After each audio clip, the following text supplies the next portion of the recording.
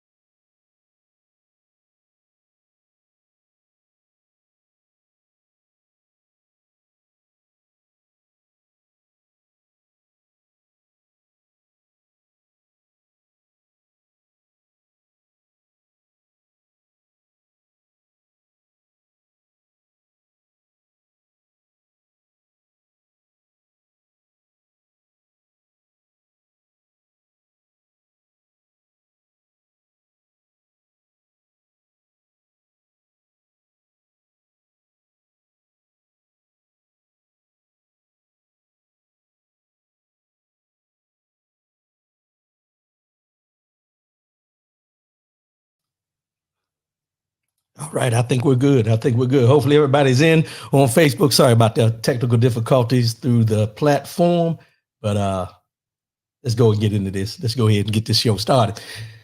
844-904-2665. That's 844-904-2665. No matter what the situation is, let your voice be heard. All we ask is say what you mean what you say. We call in as friends, we leave as family.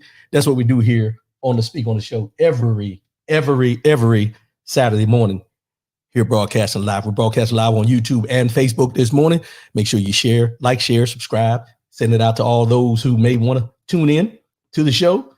And that's what we do. I'm a little frazzled this morning. This technical difficulties got me, but let me gather myself. Let me get myself together. And then we're going to go ahead and go from there. All right. So let's go ahead and start it off with this. Can I vote? Can I vote? NASS.org. Can I vote? That's the website. Here we go here. This is the website you can go to. Can I vote? You go in here, find out if you're registered the correct way, if everything is correct with you in your, if everything is correct as far as how you're registered, where you're registered in your local community, everything like that. You just go into the website. Can I vote? www.nass.org. Can I vote? Now,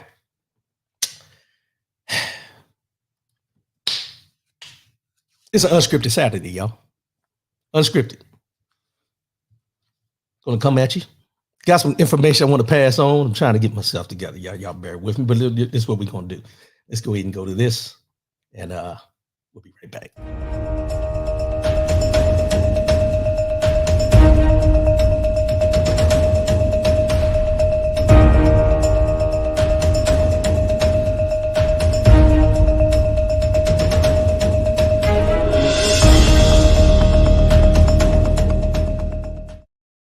In the news, this week in the news. I'm not going to go down all the things that are going on with former President Trump and not coming up with the $464 million or $484 million bond to be able to keep from them seizing his assets, because that's where we're at now. They're about to seize his assets. Trump Tower, some of the golf courses, anything they can take, seize in order to relinquish the money or recoup the money that he has been charged with having to pay the state of New York. That's where we're at with that. Not going to go down that rabbit hole too much. We're going to leave that alone. You know, Brian Hoodie, good morning. Gonna leave that alone. But I do have one thing I want to talk about. There's a lot of people that speak on the fact that they want to vote, or they're going to vote for Donald Trump. There's a lot of people that are full supporters of the Republican Party. Reggie P. Rowe, good morning. Good morning, my brother. Appreciate you. You do what you do. Like I said, I never come on here and I will never tell you who to vote for. Never will I tell you who to vote for. However, I'm here to give you information that will help you make your decision when you decide to vote. And I'm going to go back in history just a little bit. When Trump first ran for president, the long shot candidate distinguished himself from the GOP field by promising to leave both programs alone, which was Social Security and Medicare. This was one of his promises when he was a long shot candidate to win the president back when he ran in 2016. But during Trump's time in office, every single one of his budgets proposed, let me say that again, every one of his budgets proposed cuts to Social Security and Medicare. Now that he's out of office, he wants to pretend that that never happened. Instead, he is falsely blaming Democrats and immigrants on killing both Social Security and Medicare. Like Trump's budget proposals, the RSC is the Republican Study Committee, couches its changes in the language of fiscal responsibility, but the RSC simultaneously calls for permanently extending the Trump tax cuts, which are heavily weighted toward the wealthy and corporations, and proposes additional tax cuts, all totaling more than $5 trillion over 10 years. As MSNBC columnist Paul Waldman points out, if Social Security solvency is the concern, it's much easier to lift the payroll tax cap, which currently lets high earners pay a smaller share of their income. As for Medicare, Biden's proposal to raise Medicare taxes on people making more than $400,000 would extend the program's solvency into the 2050s. Now, I read all that to give you a little history that Donald Trump, former President Donald Trump, and leading up to when he was candidate Donald Trump, said he would not touch Social Security and Medicare. But when he was in office, from 2016 to 2020, every budget he proposed had cuts to Social Security and Medicare. So it's reared his ugly head again, because just recently he said he would not cut Social Security and Medicare. He said it, and then he tried to pull it back. This week on Wednesday, the Republican Study Committee rolled out his new budget plan. It calls for raising the eligibility age for Social Security. Raising the eligibility age of Social Security, a major benefit cut, overhauling Medicare into a voucher-like premium support system, a privatization gambit Paul Ryan once pined for, ultimately to his own political disadvantage, and an endorsement of the Life at Conception Act, which was already under attack because it would severely restrict not just abortion, but likely in vitro fertilization as well. Now, Republican Study Committee, they did a study of the budget and says that Social Security and Medicare, they have a cut. They have ways that they're going to cut it by this study. Now, mind you, they've always said that they're not going to touch Social Security and Medicare. Now, I want to put this out here right here. I don't care if you're Democrat, I don't care if you're Republican, I don't care if you're independent, I don't care if you're somebody that's minimum wage, I don't care where you fall at. If you're paying into Social Security and you're coming up it's time for you to retire to start receiving the Social Security you've paid in your whole life, the Republican Party want to cut your benefits that you've paid into while they receive medical care for life for serving one term in the Senate or the Congress. They want to cut your Social Security that you've paid into through your hard work, years and years and years. Most of us start working about 18. You start paying in. They want to continue to take your Social Security. They want to cut your Social Security, how much you make. They want to raise the retirement age of when you were shooting to maybe start taking it to 62. Now you might not be able to get it till 70. They're trying to cut anything and everything that you've paid into in the benefit of them and their rich donors, because they're putting the money into the tax cuts. They're more worried about tax cuts for the wealthy than they are about the welfare of people like you and me. And as I said, I don't care if you're Republican, I don't care if you're Democrat. This is things that they put on the chopping block. They've talked about it over and over and over again. So I'm telling you this because I want you to think about this. 170 members, including Speaker Mike Johnson and his top 3 deputies in Republican leadership, went ahead and published this in spite of the fact that they say that it's totally optional. The publication of this budget, by the way, is totally optional. The proposal was usually created as a forward-looking wish list, not a practicable charter. But there was nothing compelling the influential RSC to put out this document, particularly in an election year. But they did. They put it out because they want to put you on notice that they're coming for your benefits. James Battle, good morning. They're coming for your benefits. And why people don't pay attention to the bigger picture and only pay attention to what they're saying when they want you to hear what they're saying still shocks me to this day. Social Security and Medicare have been on the chopping block for years and years and years and years. If you sit back and look, the things that they want to take away from you that they haven't done in the past seem very, very possible. Let's say possible that at this point, they will be able to do what they've been trying to do for a long period of time. Case in point, they've been trying to get rid of Affordable Care Act, Obamacare per se. Do you think that that's not going to be on the chopping block again with the Republican Party while they're fighting for whatever they're fighting for? They can't even pass a budget. And they have the majority in the House. They keep getting rid of speakers. There's disarray in the Republican Party. So I will ask you it this way. If you were at your job and there's this disarray going on at your job, you would be looking to find either new leadership at that job or you'd be looking for a new job that has better leadership. Why aren't we looking at the Republican Party in the same way? Now I want people to be clear. I do not say, and I will not say, that the Democratic Party is 100% what I want and what I need for my livelihood. I will never say that. But when you sit back and you look at the Republican Party as a whole, let's look at it as a whole, not individuals, but as a whole, and what they represent, they don't represent the everyday person like you and me. They're looking to cut anything and everything that we've worked for up to this point. Everything is about cut, deny, deny, deny. Nothing about let's put this into play. They've been doing this Hunter Biden, Joe Biden impeachment investigation for how long, and they have nothing. But they're not talking about how much it costs for them to do this impeachment trial. Social Security, Medicare, you heard me talk about it on here many times. Go and read these articles about what they're saying, what they're trying to do, and how they're going about doing it. Because you're not going to hear this when it comes time to go to the ballot box. So you need to be paying attention right now. You need to be paying attention right now because your benefits, what you've paid into, and let's go here for a minute.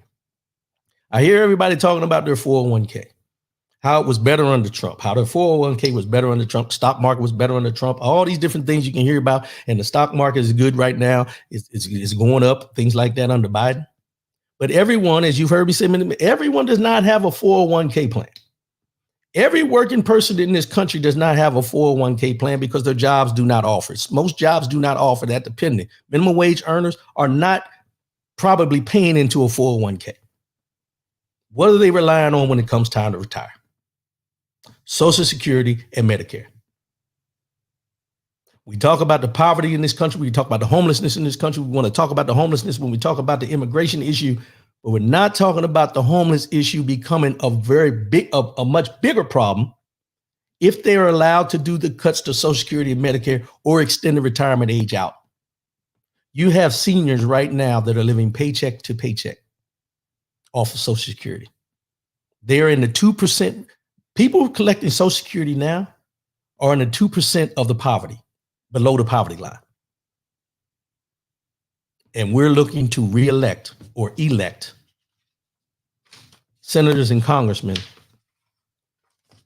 for second terms, third terms, however many terms they're there,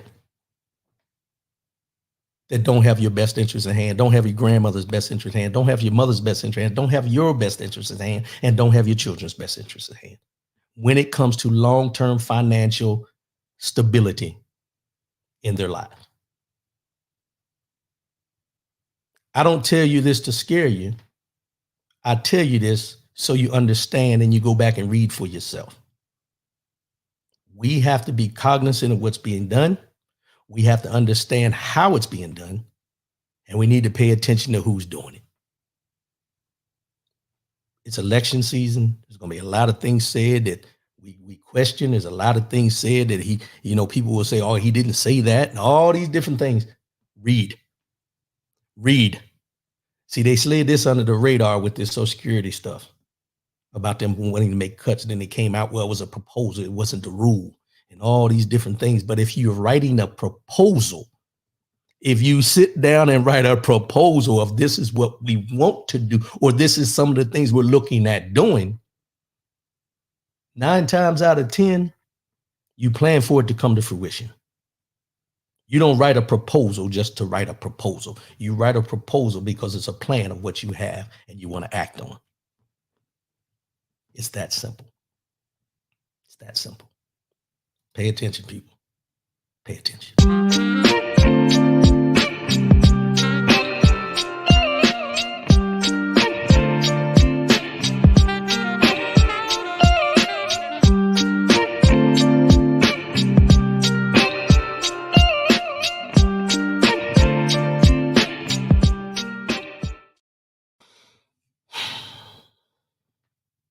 Mississippi.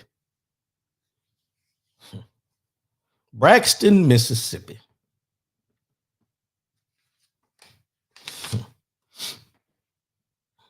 No justice, no peace.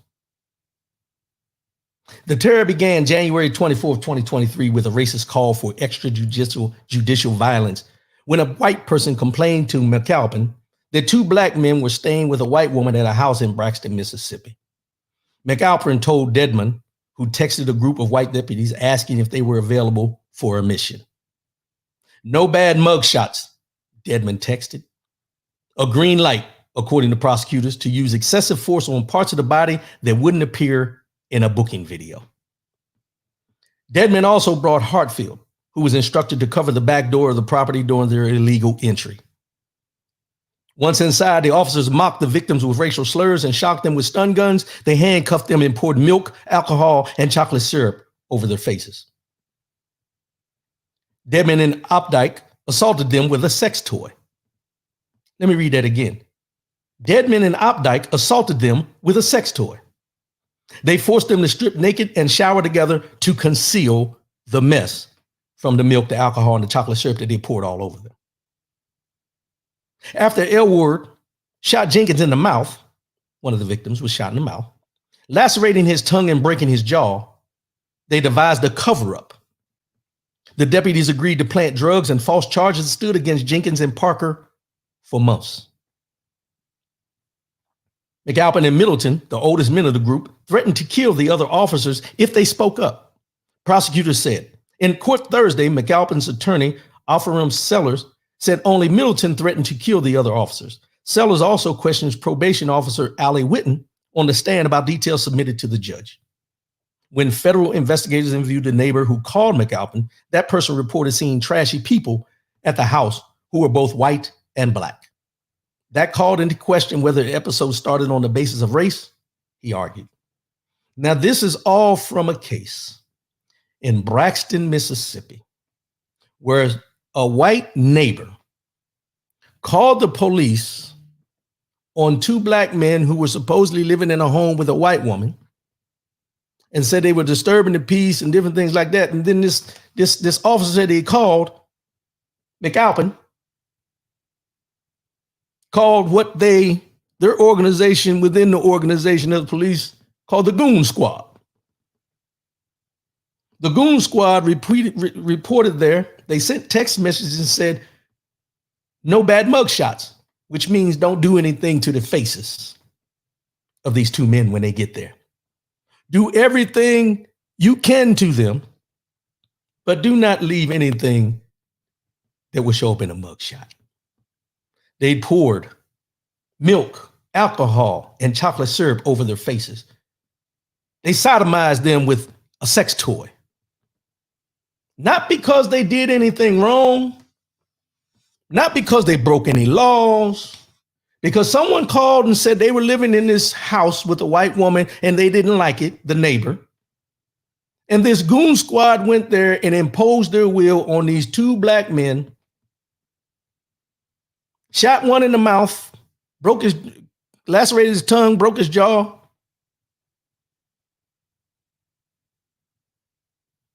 And we're talking about 6 police officers. Protect the blue. 6 police officers did this. Now, I don't want you to think that I'm saying 6 police officers because if it wasn't police officers and this happened, it's okay. What I'm telling you is these are people that they say protect the blue. Blue lives matter. But when you say black lives matter, especially in this situation, you're being racist. You're being divisive.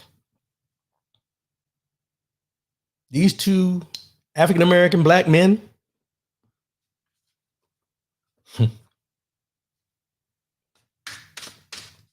treated in a way, I'm going to say it this way, you get upset if you want. Animals, as far as domesticated pets, and animals that are going to slaughter eventually that they raise on a farm, were treated better than these 2 black men. I said it. Animals were treated better than these 2 black men were by 6 people who call themselves law enforcement to serve and protect in Braxton, Mississippi. Where else? Braxton's not that far from Jackson, Mississippi.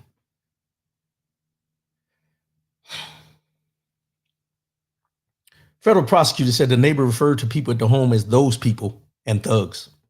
The information included in the charging documents, which the officers did not dispute when they pleaded guilty, revealed some of them used racial taunts and epithets throughout the episode.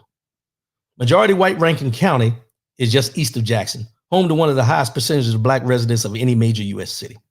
The officers shouted at Jenkins and Parker to stay out of Rankin County and go back to Jackson or their side of the Pearl River, court documents say. Attorneys for several of the deputies said their clients became ensnared in a culture of corruption that was not only permitted but encouraged by leaders within the sheriff's office. Rankin County Sheriff Brian Bailey, who took office in 2012, revealed no details about his deputies' actions when he announced they had been fired last June. After they pleaded guilty in August, Bailey said the officers had gone rogue and he promised changes.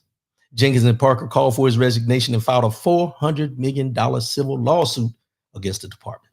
In November, Bailey was reelected. Without opposition to another 4-year term. And he is who? The sheriff, Rankin County Sheriff. So they had the trial for these officers.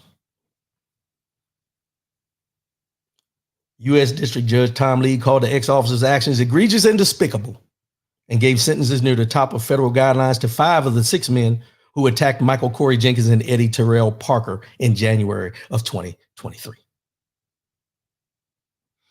Brett McAlpin, 53, who was the 4th highest ranking officer in the Rankin County Sheriff's Office, received a sentence of about 27 years on Thursday. McAlpin nodded to his family in the courtroom. He offered an apology before he was sentenced, but did not look at the victims as he spoke. This was all wrong, very wrong. It's not how people should treat each other, and even more so, it's not how law enforcement should treat people, McAlpin said. I'm really sorry for being a part of something that made law enforcement look so bad. You're sorry for participating in something that made law enforcement look bad, but you never said specifically that you were sorry for what you did to those 2 black men. Sorry for putting a stain on how law enforcement looks, but not for everything that was done to these 2 black men.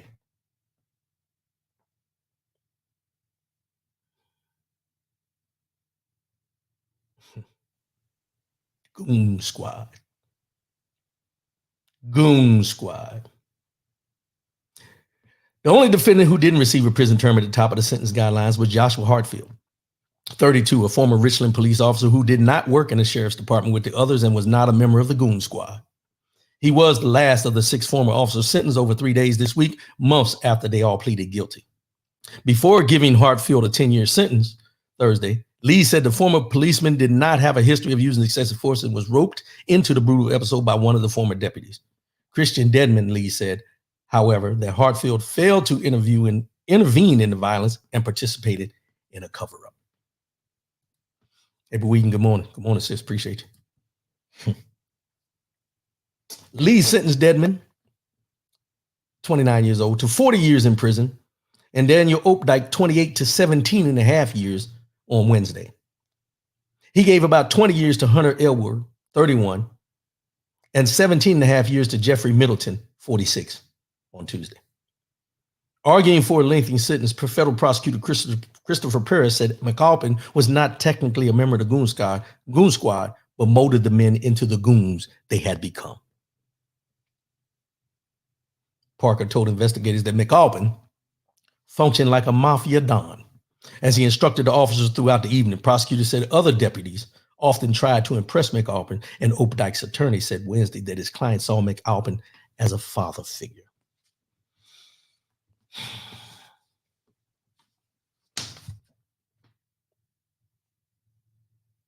So we have officers of the law is what they say, in Braxton, Mississippi, who have a tentacle, a branch that calls themselves the Goon Squad. They took advantage of 2 African-American black men who had done nothing wrong other than being in a house in an area that they felt they didn't belong. Beat them, shot them, sodomized them, disrespected them. And the sentences were from 10 to 40 years in the torture of 2 black men in Mississippi.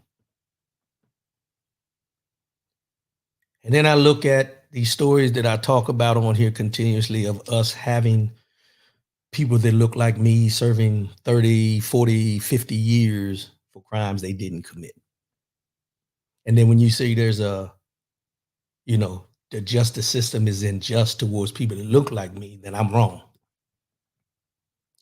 Have they been held accountable? Yeah, they've been held accountable. But how much time will they actually do? Where will they do their time? Will they be in general pop?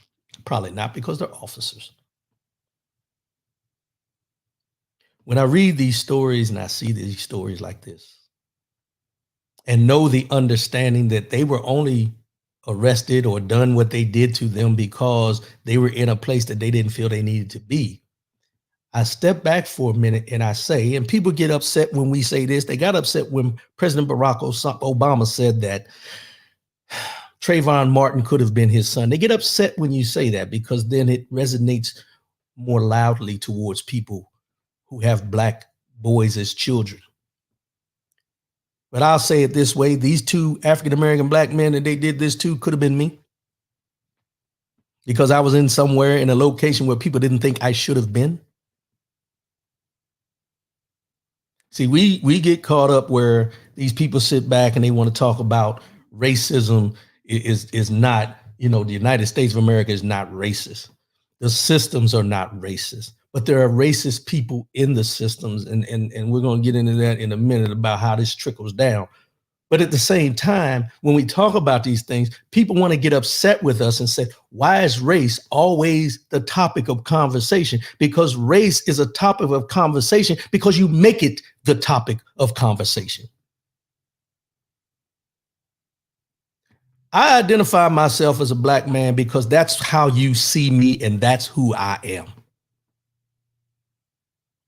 To try to distance myself from being a black man does me no justice. Because at the end of the day, that's how you see me. And because you see me that way, I have to carry myself in that way. defensive in most cases, head on a swivel, because I don't know what your intentions or someone else's intentions are to do harm to me just because I am who I am. When you hear us talk about, we need to protect our young black boys or protect black women, these are reasons why, is because we see things like this happen to two black men for no reason other than the fact that someone felt they weren't where they were supposed to be, told them to get back across the river to Jackson. You not belong in Rankin County. But then you're upset with us as a people when we get upset or when we stand up and say black power. I'm black and I'm proud. We're proud of the people that we are, but you try to diminish who we are and our standing in this world each and every day with the actions of so many. But when we come up with organizations like Black Lives Matter or Black Girls Rock or any of these things that signify our blackness and how proud we are, certain folks, want to diminish us and say that you're causing divisiveness. Am I? When you take DEI, diversity, equity, inclusion, out of the schools and out of the colleges and places like this in the workplace, you're causing the divisiveness because you don't want it to seem like we are entitled. And when I say entitled, I don't mean give me anything, but we're not worthy of the things you are. No one is asking for a handout. None of us. I'll speak for all of us. None of us are asking for a handout. We go to work every day. We do what we're supposed to do every day. We're law-abiding citizens. And when we talk about crime and things, there's just as much crime on one side as there is the other, but we don't want to talk about that because it's divisive. See, this is where, for me, and I only say for me, where I get upset is where I have been fortunate to this point in my life to not have anything happen to me as extreme as what's happened to these two black men. But I know in the back of my mind, depending on who it is and what day it is and how they feel and what they got going on in their mind, I could be a victim of what they were a victim of. This is where the difference comes in from being a black man in this country and a white man in this country. Yeah, you can be a victim of crime. Anybody can be a victim of crime. But a victim of a hate crime, just because, different story, different conversation.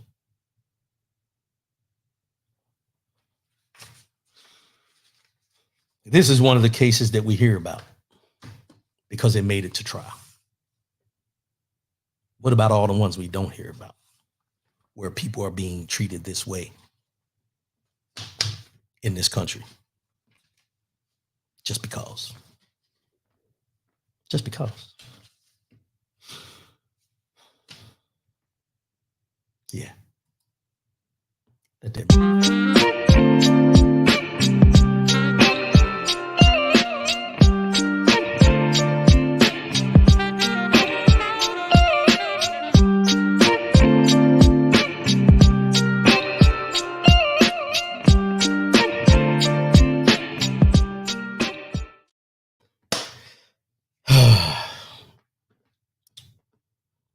Back in October 2021, Condoleezza Rice, y'all know Condoleezza Rice, Republican Party, African-American female. I think she was Secretary of State.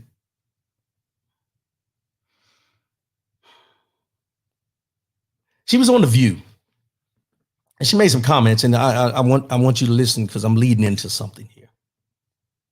And her comments and how it started out was white kids shouldn't be made to feel bad over critical race theory. White kids shouldn't be made to feel bad over critical race theory.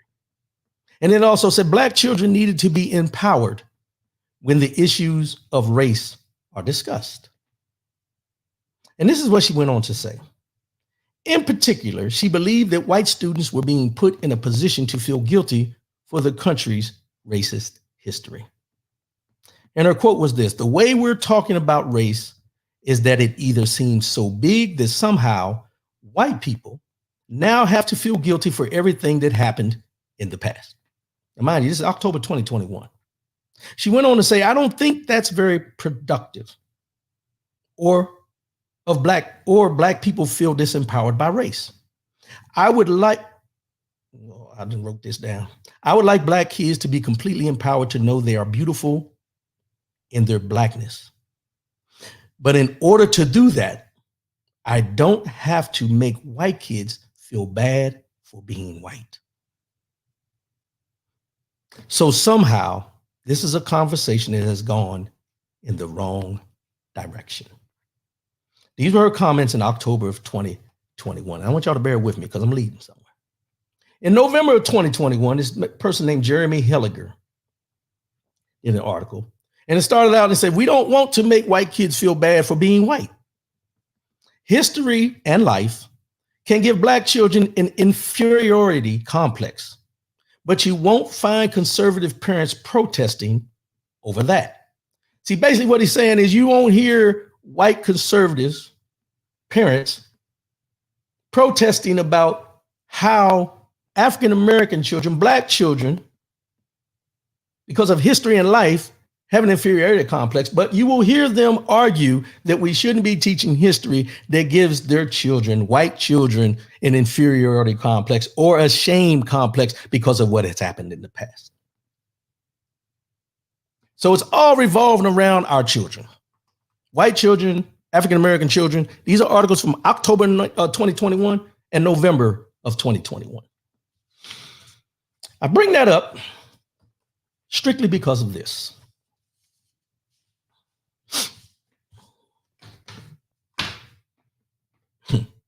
Massachusetts teens charged for allegedly posting hateful, racist online slave auction that targeted black middle school students. Let me read that title again so you can hear me clearly.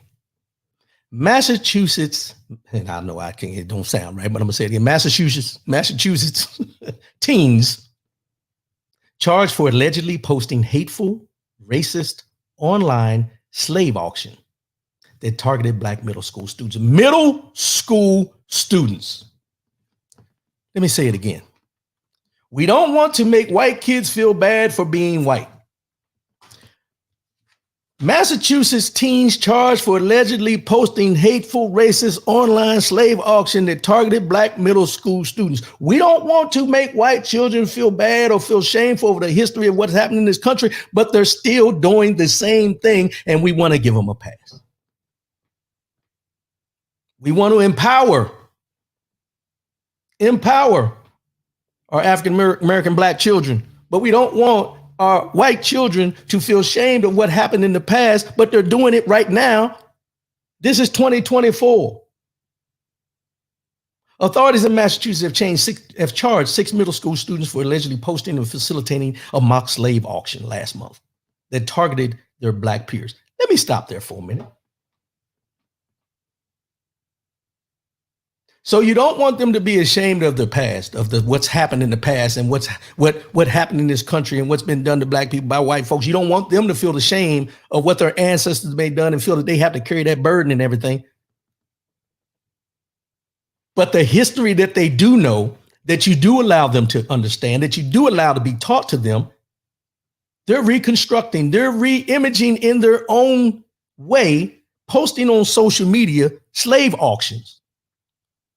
So you want them to learn certain parts of history, but you don't want them to be held accountable for the history, but they're taking it upon themselves to be accountable for the history that they want to repeat right now, and you're not saying a word about that. That mock auction happened between February 8th and February 9th on Snapchat and was created by a group of white 8th grade students in New England, Milltown of Southwick, located more than 100 miles southwest of Boston. Eighth grade students. but you don't want to teach CRT, the 1619 Project. You're taking books by Maya Angelou out of libraries. You're taking books out of the library. You don't want DEI. You don't want diversity, equity, inclusion. You don't want these things in the classroom, but they're learning what they want to learn because you're piecemealing what they should know for them to reenact what they want to do and what they think is okay to do. So I'm going to ask the question that's always asked when we hear young African-American males and females that may be in a gang out and they may rob somebody or something may happen. Where are the damn parents of these eighth graders? Where are the parents of these white eighth graders? Let's ask that question. Where are they learning this from? Where did they think it was okay to do this? Because I know when I was growing up, it was always said that hate is not something you're born with. It's something that you learn. So my question is, where are they learning it? Because they can learn how to do a slave auction, a mock slave auction, as they like to call, from something that happened back in history. But you don't want them to know when the first slaves arrived here and how they arrived here and how they were treated, what the Civil War was all about. You don't want them to know that, but they can know what a mock slave auction was done, how it was done, how it was taken and done in the centers of towns. Hampton District Attorney Anthony Giuliani said he learned about the cyberbullying incident some days after it took place and called in state detectives to investigate. On Thursday, Giuliani's office announced charges against the 16s who took part in promoting the auction, calling their behavior vile, cruel, and contemptible, and adding that the auction was started in a hateful, racist online chat that included heinous language and threats. The investigation revealed that several students expressed hateful and racist comments, including notions of violence toward people of color, racial slurs, derogatory pictures and videos, and a mock slave auction directed at 2 particular juveniles. All 16s were charged with threat to commit a crime. 2 of them faced an additional charge of interference with civil rights, and 1 was also charged with witness interference.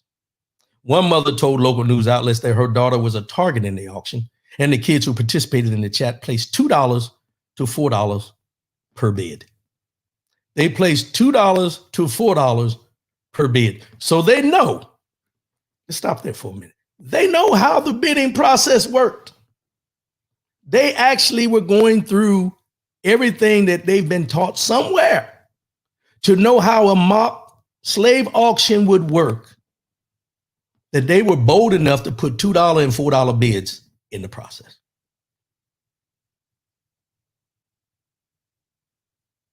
But we need to get over slavery. We need to stop talking about racism. We need to stop talking about how divisive things are in this country. School administrators formally suspended several teens involved in the auction. 2 students were suspended for 25 days and 1 student for 45 days. In light of the incident, Giuliani stated that county and state officials have enacted steps to hopefully prevent future harm, encourage empathy, and build stronger communities free of hate. Suspended 25 days and 1 student for 45 days. Back in my day, they would have been expelled. You wouldn't have been going to any school in this county for actions like that. I've seen it. You've seen it. I seen people when I was in school in Frederick County get expelled from a school for something they did and were not able to go to any of the county schools because of what they did. They had to go to a school outside of the county.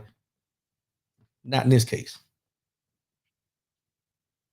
Oh, and by the way, the ones who were expelled and had to go to schools outside of the county or had to wait until next year to come back to school look like me.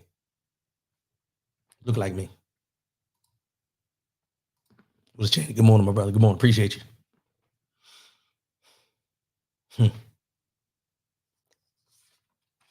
I could go on and on with this, but they wrapped it up with this. Hatred and racism have no place in this community. And where this behavior becomes criminal, I will ensure that we act with swift resolve, as we did here, to uncover it and bring it to the light of justice, Giuliani said. So that's in Massachusetts. Middle school students doing a mock auction, mock slave auction on Snapchat. $2 and $4 bids. And they had pictures of the students they were auctioning off. Let's not leave that out. Let's not leave that out. That's Massachusetts. Middle school. 3 Maryland middle schoolers criminally charged over swastikas, Nazi salutes in school. This comes just a week after what I just read in Massachusetts. This is in Maryland a week later. 3 Maryland middle schoolers criminally charged over swastikas, Nazi salutes in the school. I want y'all to process that for a minute. Middle schoolers are not only holding slave auctions, but they're putting swastikas and doing Nazi salutes in the schools.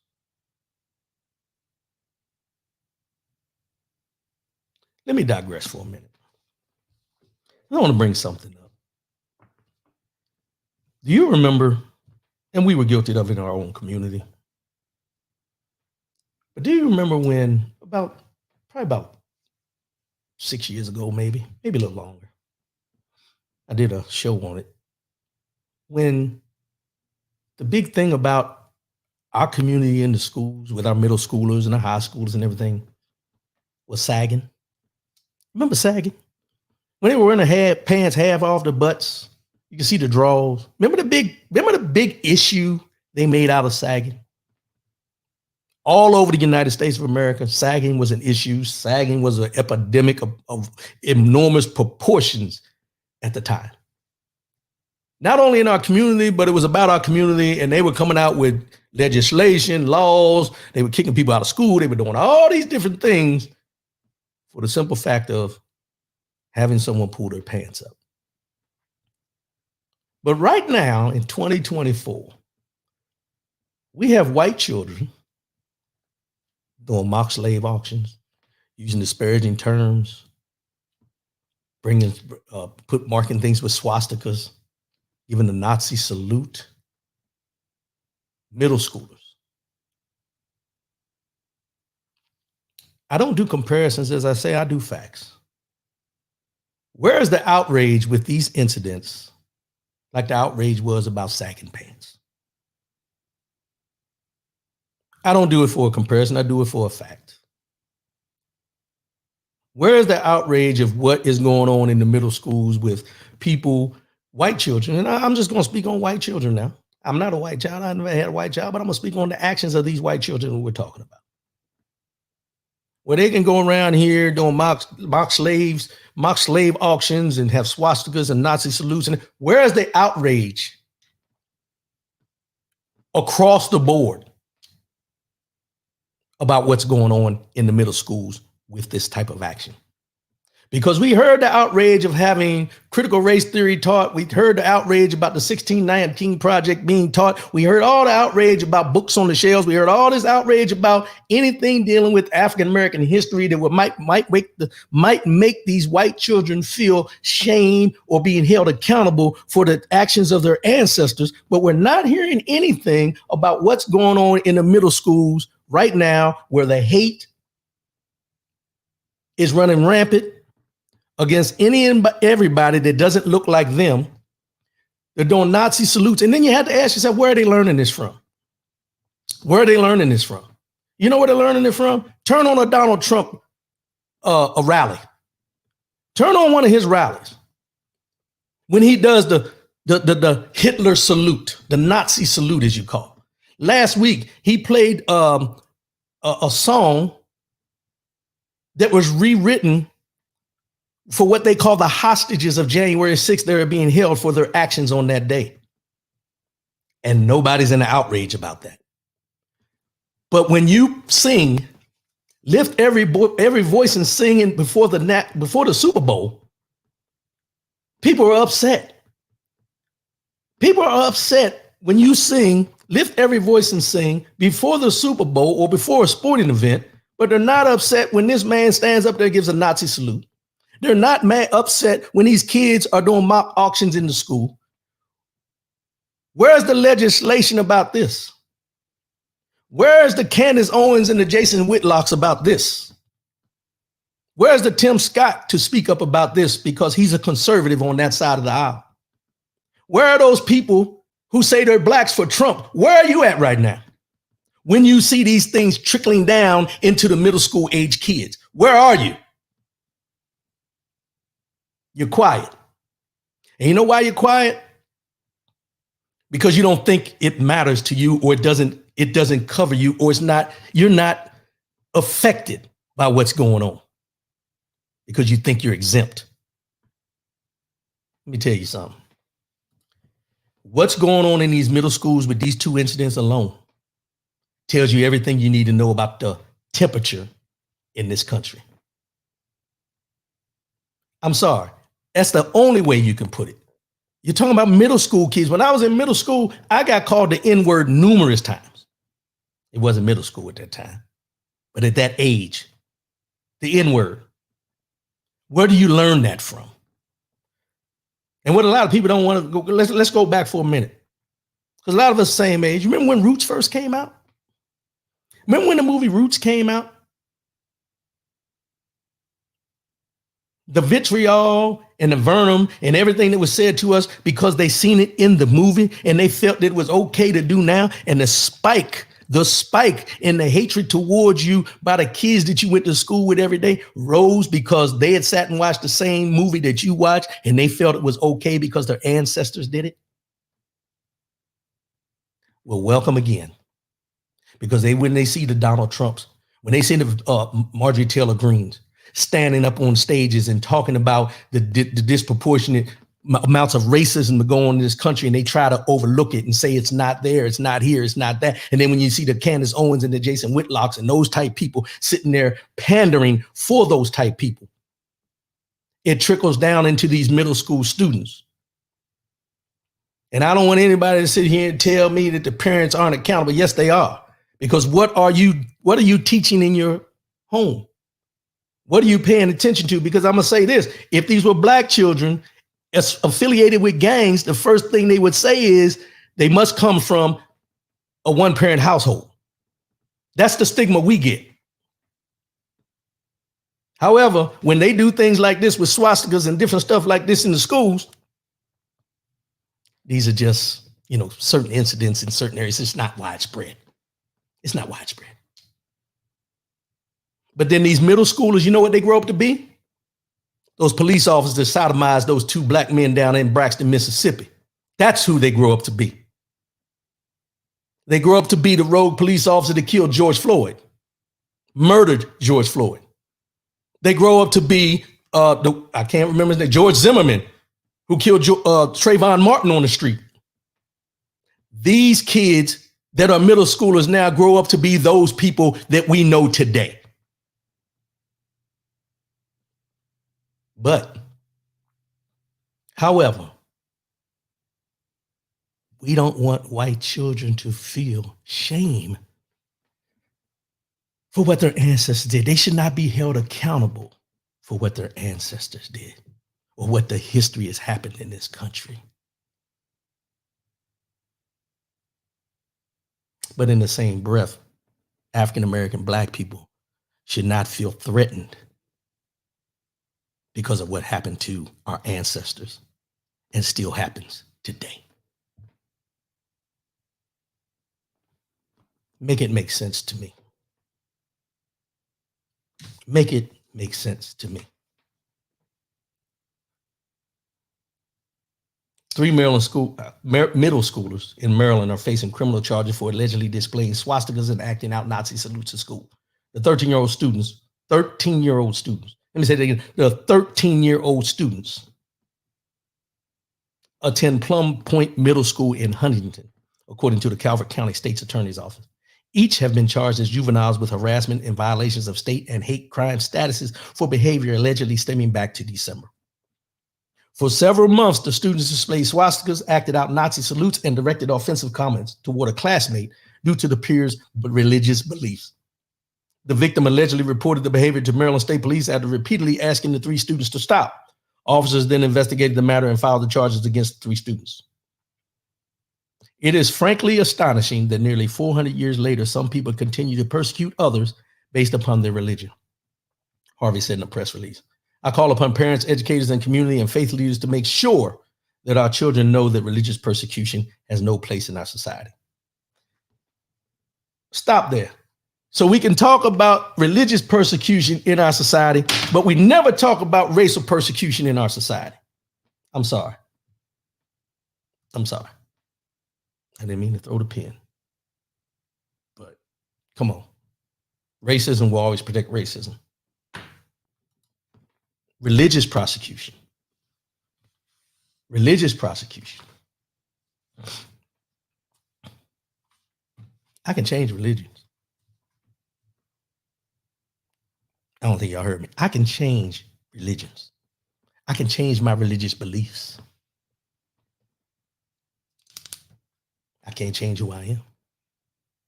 As far as how I look, as far as my melanin content, I know you got people out here that want to bleach your skin and all that kind of stuff, but I can't.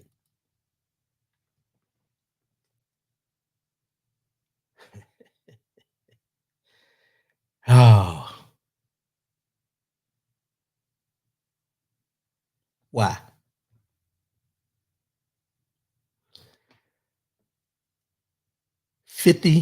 I'd be 58 years on this earth. 58 years. Did I experience slavery? No. Am I a product of the remnants of what happened during slavery? Yes. You heard me say this before. Reverend Dr. Martin Luther King Jr., Malcolm X, were assassinated, killed because of the fight for equality as Black men in this country. And some say that Malcolm X was killed by people who looked like him with the help of those other folks.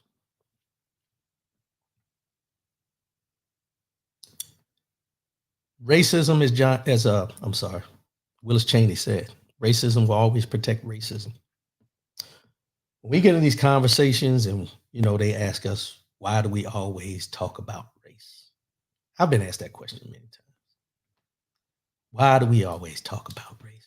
Why is race the topic of conversation when things happen, when this happens, when that happens? Because I will go out on a limb and say 85 to 90% of things that happen to people in this country are race related. 85 to 90% deal with a racial aspect. The other 10, 15%, however you want to look at it, deals more with classism than it does racism.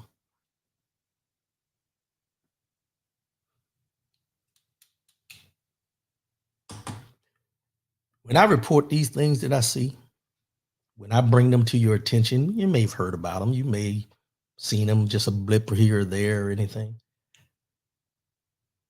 I read these stories and I give you this information to make you aware. Not to make you angry, not to have you going around here hooting and hollering and slapping people and no. Knowledge. Understanding that while we live in our bubbles, we all live in a bubble to a certain extent of things that we block out, things we don't listen to, things we don't pay attention to.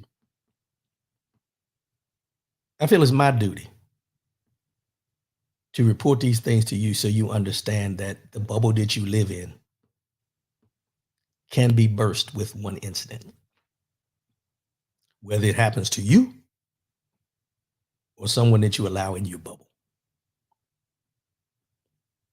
We have the means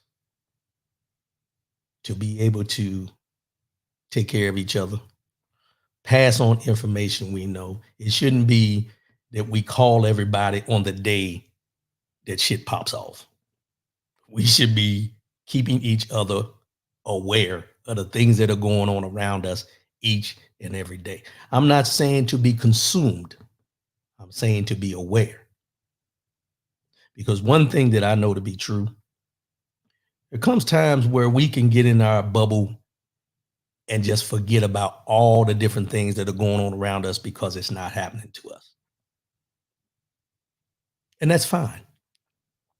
That's fine. But you should be aware of the things that are happening to people that look like you,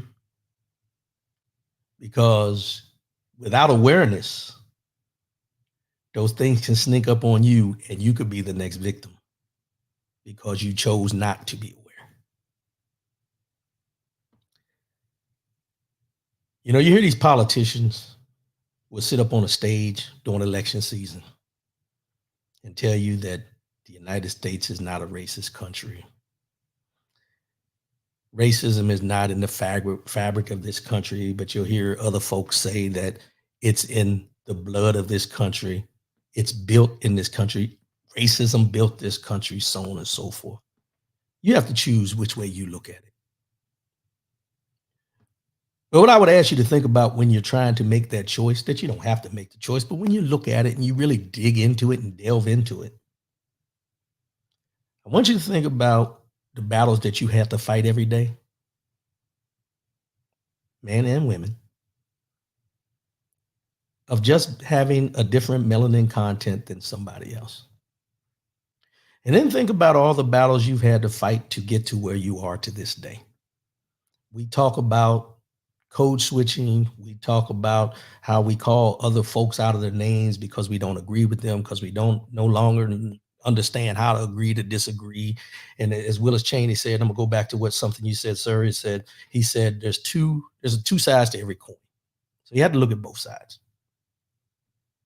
But what's going to trump most, and I hate to use that word Trump, but what's going to bring you to reality in most cases in that when you look at both sides of the coin are your experiences and the experiences of those around you, to include your ancestors, your family members, and people you love and you grew up with. When we talk about the justice system being, not for us or against us, it's not just because we see the people be exonerated after 34 years. We've seen buddies of ours, and I'll speak for myself, seen buddies of mine get arrested for marijuana or drugs and get 10, 15 years. But then I see someone of a lighter complexion get a slap on the wrist. I see warrants served on people that look like me consistently, but I see other people that will do crimes and never be brought to face a jury of their peers. So our experiences, our history, all these things go hand in hand. There's times where I sit back and I think about our ancestors and what they dealt with. No identity of who they were. Well, they had an identity of who they were, but it was stripped from them. Let's put it that way. Being told what to do, when to do it, how to do it. Not being good enough to be taken care of, but only good enough for the women to take care of the house and breastfeed their children. Hear what I said? To breastfeed their children, to be their nannies.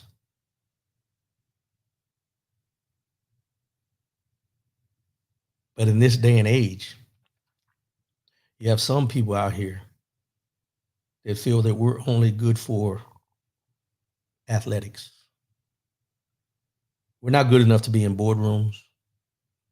We're not good enough to sit on boards. We're not good enough to be in charge of things. We don't have the mental capacity to make decisions and so on and so forth. But when I think about those who had to struggle to get us to where we are now, a lot of times I ask myself, are we doing them an injustice by not continuing to fight? Because we fight, but how hard do we fight? How hard do we fight? James Battle. If racism wasn't built into the fabric of this nation, there would have never been a reason for civil rights legislation. There are people that want us to ignore those things. We can't do that because it's a part of us. It's in our DNA. It's in our DNA. It's like I have this discussion with people sometimes. I say, your DNA is your DNA. You get one mother, one father. Your DNA is your DNA. And there's certain things about you'll do, your mannerisms and things that you can see your mother in you.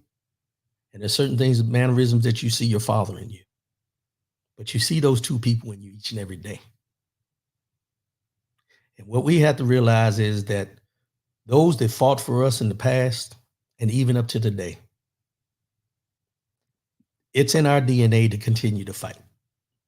It's in our DNA to persevere and overcome. What sets us back is when we have people, and I don't like to keep bringing their names up, those that toe the line of who we're not rather than who we are.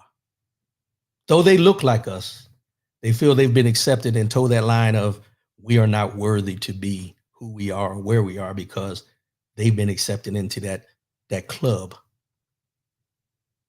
But as someone said years ago, that wake-up call will come.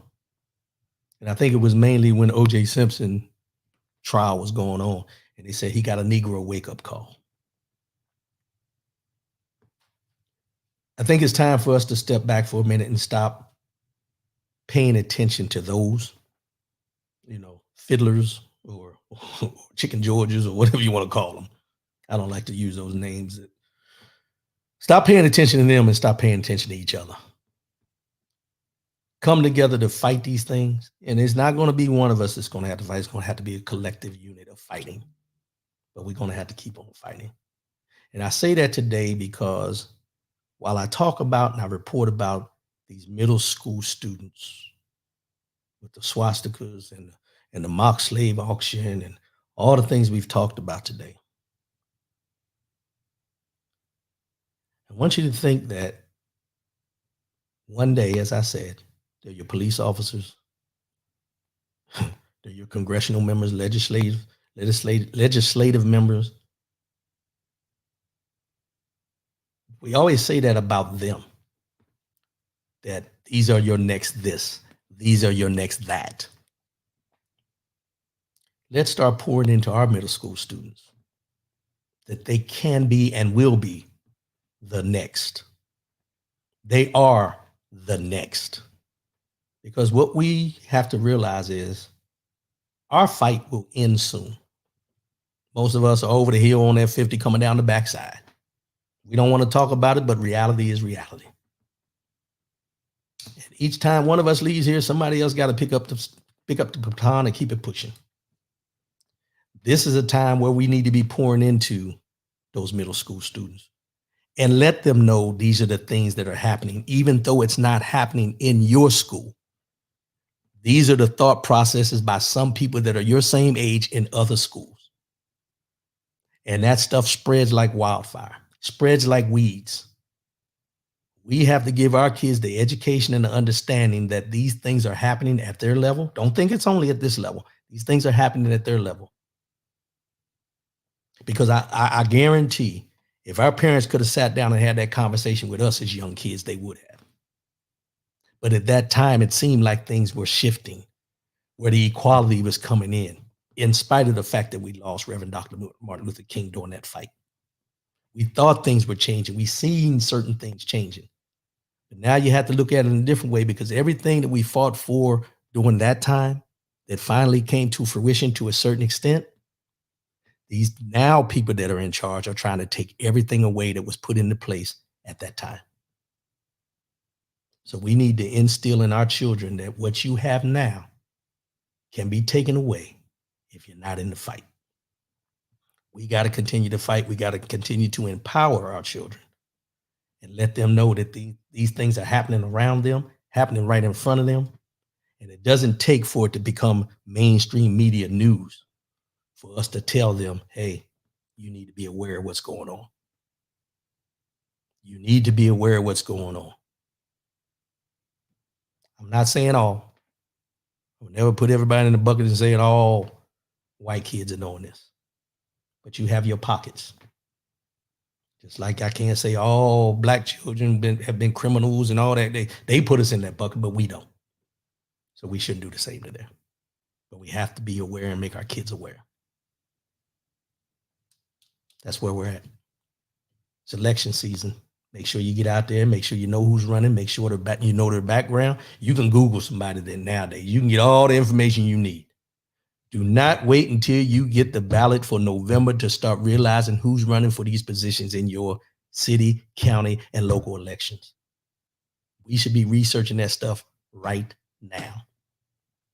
So when we go to the polls, we have made a conscious decision, not because there's a D or an R, but because we know the information that we need to know about them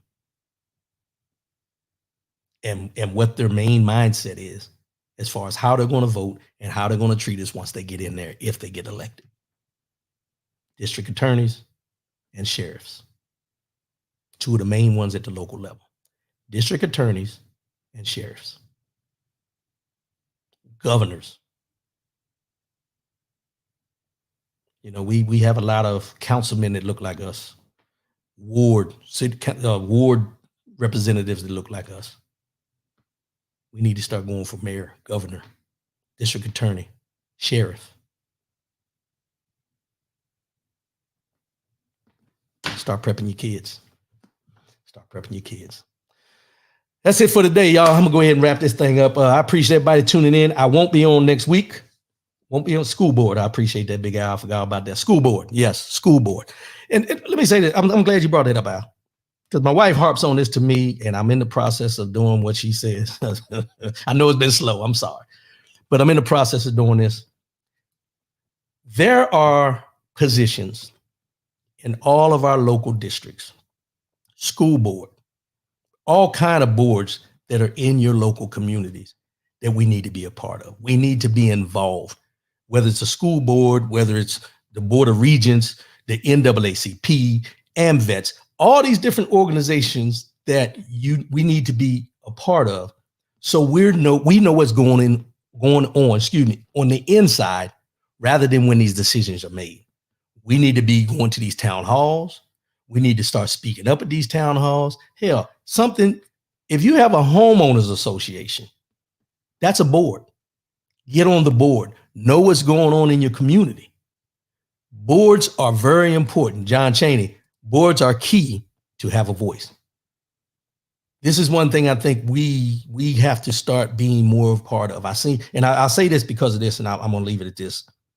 I seen yesterday a CNN reporter was following this woman around, and I think she's in North Carolina. And she was nominated for running for a position on a board. I think the education board, if I'm not mistaken. Y'all help me if I'm wrong. But she put posts up when President Barack Obama was in office saying that he should be assassinated. She put posts up that Joe Biden should be assassinated because she called him a traitor. This is somebody in a local election that is running for a position on a board to oversee somebody's children that look like us,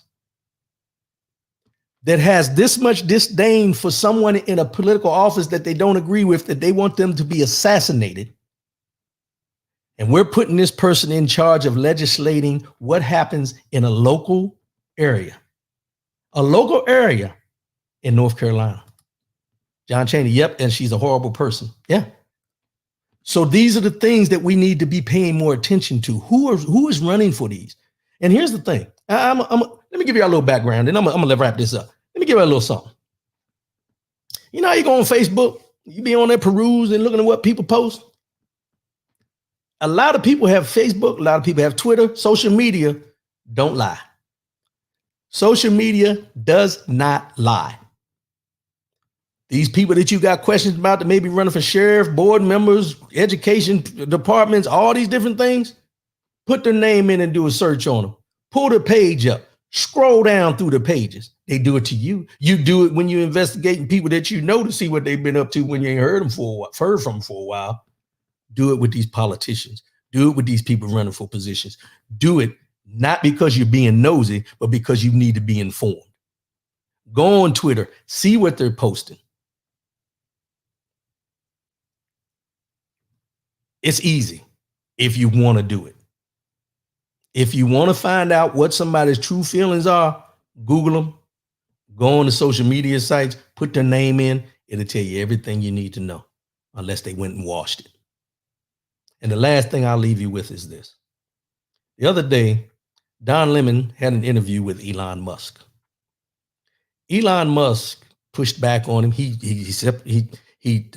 canceled the partnership they were supposed to have where Don Lemon was going to have his show on X, on the platform. After the interview, when Don Lemon pushed a lot of things at him, he came back and said, we're not going to have you on our platform. You're free to post it, but we're not going to pay you for having it on our platform. What I want people to realize is this: when we talk about Elon Musk and people of his ilk, people of his ilk, watch the judge candidates also. Exactly. Thank you. Thank you, Brian Hoodie. People of the Elon Musk ilk. Elon Musk came to name and fame because of Tesla, the electric car. But if you go and you really pay attention to what Elon Musk says, what Elon Musk history is, where Elon Musk comes from. Elon Musk is South African. Apartheid was in South Africa for a long time. They jailed Nelson Mandela for a long time. Think about the mindset of an Elon Musk when he's talking to a Don Lemon and he pushes back on him and he gets upset, not because of what he's asking, but because of who is asking. This is what you have to pay attention to. Elon Musk is South African. I'm going to say it again. What is South Africa known for? Then let that marinate. I'm not saying all, but as we always say, history. Know your history, know your experiences, and know the people you're dealing with. That's all I'm saying. I appreciate everybody tuning in. I won't be on next week. I'll be trying to shoot for the following week. No, wait a minute. Next week, probably be 2 weeks. I'll let y'all know. I'll send something out if I'm going to be on. But I appreciate everybody tuning in. Appreciate y'all support up to this time. And look, continue to go back, look at the old shows, like, share, subscribe, do what you do with the other things that you watch and everything. And I appreciate y'all. I love y'all, and I'll be back soon. I'm not gone for good, but I'll be back soon. As I always say before I sign off, love yourself, love one another, keep your head up, and most definitely keep your faith in God. I'll see y'all in a couple weeks. I love y'all, and I'm out. Peace.